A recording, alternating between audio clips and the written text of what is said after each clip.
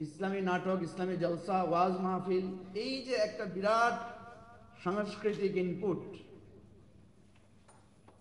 এটা আমরা যদি বাংলাদেশে কোনো ইসলামিক দল নাও থাকে, অটোমেটিক এখান থেকে 20 থেকে 25% লোক একটা ধর্মীয় অনুভূতি, একটা ধর্মীয় আবেগ এবং একটা ধর্মের প্রতি শ্রদ্ধাবোধ নিয়ে ধর্মীয় জীবনের উপর সে গড়ে উঠছে। এটা আজকে এই 1-2 দিনের ব্যাপার না, এটা শত শত বছরের সিলসিলা এবং এটা ক্রমশ বাড়ছে। এটা বাড়তে বাড়তে এটা কোথায় গিয়েছে? এখন টেলিভিশনগুলোয় দেখবেন অপরিহার্য হয়ে গেছে ইসলামী আলোচনা, মাসলা মাসাইলের আলোচনা, ইসলামিক সেমিনার।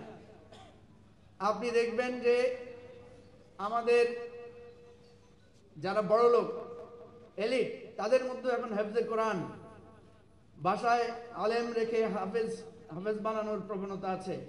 ক্যাডেট মাদ্রাসা নানা রকম চালু হয়েছে। কি বলেন, আছে না? এবার একটা দুঃসংবাদ দিই, ঠিক এই সমাজেই ছোটবেলা থেকে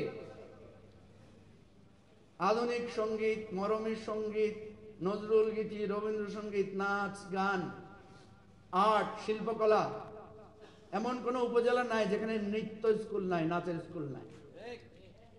এমন কোন স্কুল নাই যেখানে আর্ট শেখানো হয় না, যেখানে বাৎসরিকভাবে নাট্য অনুষ্ঠান হয় না, গানের অনুষ্ঠান হয় না, পহেলা বৈশাখ হয় না।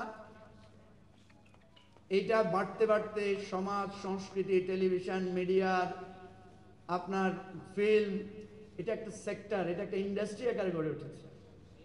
বাংলাদেশে যদি কোনো রাজনৈতিক দল বা প্রগতিশীল চর্চা নাও থাকে, তাও আপনি দেখবেন সমাজে 20 থেকে 25% মানুষ এই চেতনায় গড়ে উঠছে, যারা মনে করে যে ধর্ম হচ্ছে আমাদের প্রগতির অন্তরায়। আমি কি ভুল কিছু বললাম?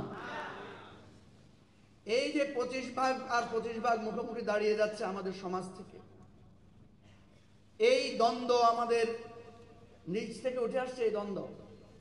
সেই জন্য আপনি দেখবেন যারা ইসলামকে এখান থেকে দূরীভূত করতে চায়, যারা মুসলমানিত্বকে মুছে দিতে চায়, তারা তাদের আন্তর্জাতিক প্রভুর সমস্ত শক্তি, সমস্ত অর্থ ব্যয় করেও এখন পর্যন্ত তারা সফল হতে পারে নাই।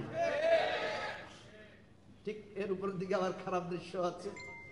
আমরা এত ইসলামিক এফোর্ট, এত আলোচনা, এত ওয়াজ মাহফিল, এত বক্তৃতা, এত তাফসীর, এত ওয়াজ মাহফিল, এত কিছুর পরেও আমরা কিন্তু সমাজের ওই অংশ, ওই সাংস্কৃতিক বিপদগামী, বা আমরা যাদেরকে মনে করছি আমাদের উন্নয়নের নাম করে যারা আমাদেরকে পশ্চাৎপদ করতে চায়, তাদের উত্থানও কিন্তু আমরা ঠেকাতে পারি নাই। সুতরাং এই দুইমুখী শক্তির মাঝখানে যারা আছে, তারাই কিন্তু আমাদের সমাজকে নেতৃত্ব দিচ্ছে। আমি এত বড় কথা বলে আপনাদের কাছে হতে চাই না। আমার কথা হচ্ছে, এখানে গভীরভাবে ভাবতে হবে যে এই লড়াই কি আমরা করব, নাকি এখানে আমরা কোনো সন্ধি করব?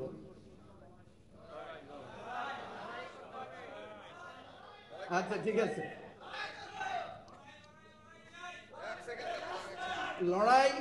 লড়াই অবশ্যই করব, কিন্তু লড়াইয়ের সাথে হিকমত এবং কৌশল গুরুত্বপূর্ণ। কি বলেন, ঠিক না? সেজন্য আমি আপনাদেরকে দুই একটা দিকে দৃষ্টি আকর্ষণ করতে চাই। দেখেন, ঢাকা বিশ্ববিদ্যালয়ে মাদ্রাসা ছাত্রদের ভর্তি বন্ধের জন্য অনেক চেষ্টা করা হয়েছে। সেখানে আমরা অনেক লড়াই করেছি, একটা লড়াই আমরা বিজয়ী হয়েছি, হারাতে পারে নাই। যখন দেখা গেছে যে প্রত্যেকটা ইউনিটি ভর্তি পরীক্ষায় মাদ্রাসার ছাত্ররা প্রথম হয়, দ্বিতীয় হয়, তাহলে লড়াই কোনটা বেশি মজবুত? এই যে আমি মেধার স্বাক্ষর রাখলাম, এটা কিন্তু তারা মোকাবেলা করতে পারে নাই, এটা দিয়ে আমি তাদেরকে হারিয়েছি। সেজন্য আমাদের যে 5ই মে যেই নারকীয় হত্যাকাণ্ড হয়েছে, আমি সেই মামলার একজন সাক্ষী। এই গণহত্যা মামলা করার জন্য দাবি তুলে আমরা একটা মামলাও করেছি, এবং সেই মামলার আমি একজন খুবই গুরুত্বপূর্ণ সাক্ষী। এই জায়গা থেকে আমি আলেম ওলামাদেরকে অত্যন্ত শ্রদ্ধা করি, ভালোবাসি, এবং তারাও আমাকে খুব স্নেহ করেন। আমি দুইটা কথা বলে শেষ করছি। প্রথম কথা হয়েছে, এই যে আমাদের শ্রদ্ধেয় শিরিন পারভিন হক, যিনি এই নারী সংস্কার কমিটির নেতৃত্ব দিয়েছেন, ওনার স্বামীকে আপনারা চিনেন, উনি ডক্টর জাফরুল্লাহ চৌধুরী। ওনার জানাজায় যখন গেলাম কবর দেওয়ার সময় আমি খুব জোরে জোরে কলেমা শাহাদাত পড়ছিলাম। তো সেখানে অর্ধেক পুরুষ অর্ধেক নারী, মানে এটা কিছু মাইন্ড করেন না, আমি এটা বলছি কারণ আমাদের বোঝার জন্য, যেহেতু কারণ সবাই তো একদিকে আলোচনা করছে, আমি একটু ভিন্ন মাত্রায় আলোচনা করছি, রাগ করতেছেন না তো? আমি জোরে জোরে যখন কলেমা শাহাদাত পড়ছিলাম তখন আশেপাশে সবাই আমার দিকে তাকাচ্ছিল।